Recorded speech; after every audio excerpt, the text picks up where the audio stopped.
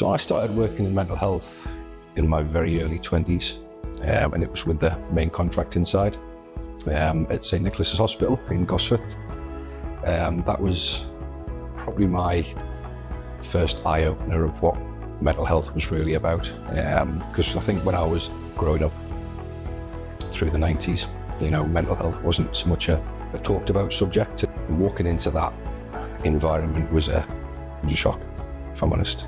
Especially when I was working on some of the young persons units where I was seeing things that I'd never seen before. You sort of see things that you can't unsee. I was saying to myself, this isn't for me.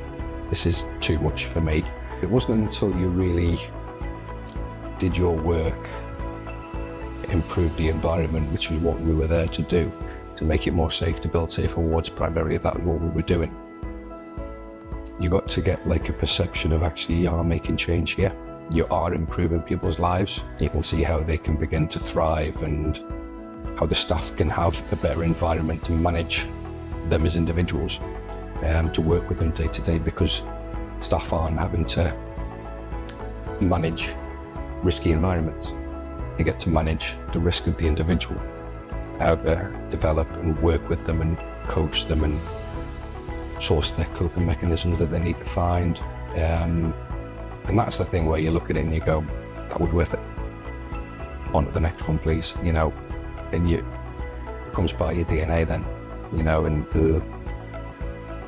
it's a tough environment. It's a tough sector, and I'll have admiration and praise for anybody who chooses to dedicate themselves to that, because it can make you and it can break you, and it can do it daily.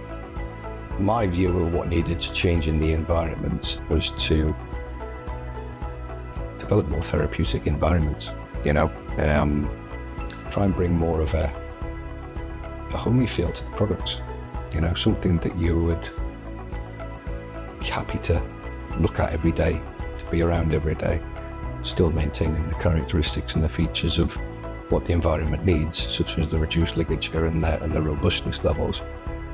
But just working on your mindset of how you, from an architectural perspective, how you design a space and how the supply chains develop their products to fit into those spaces, because it is somebody's home for a period of time, and you've got to respect that. And the more you respect that, the more you want to enhance, develop, improve your product offering to suit.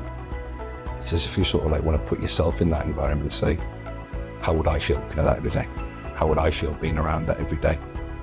And I think that's what collectively, as people who work in this sort of community, staff involvement's important, service user involvement is important, giving their feedback of how they feel about the product we put in place or the buildings that we build for them. It just enhances the design all the time. So just those simple things of being able to operate a window to get as much or as little airflow as you want into the room, that choice is important.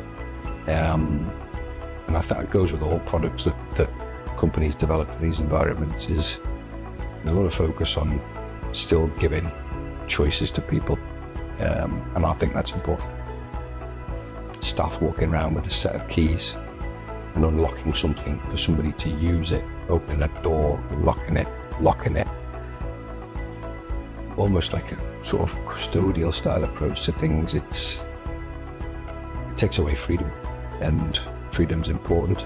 And I think, if we can design and develop our products that allow that freedom for people, that are still safe to use, that don't cause any sort of issues out there for the environment, that's the most important thing. Because if you enter into an environment, you don't want to be going in and feeling like you're in prison.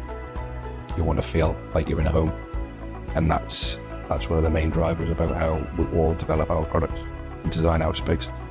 When you're doing a project, whatever it may be, size, scale, there's an element of just doing the job and getting it to that sort of point of completion.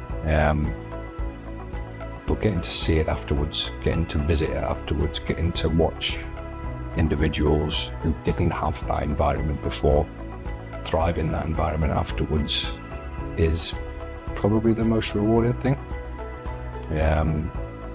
Projects completed whereby members of staff will come into the environment and almost well up because they can see, even before it's being populated by people, how much of an improvement it's going to be for everybody.